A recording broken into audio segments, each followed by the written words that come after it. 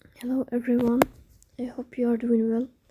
Today we will talk about how to fix or how to solve the problem of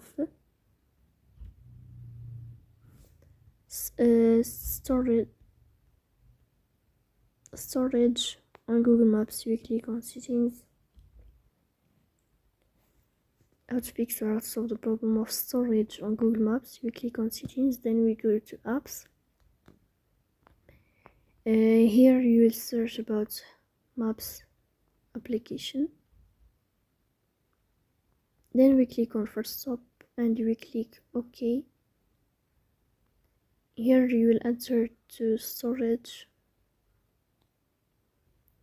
Then we click on clear cache.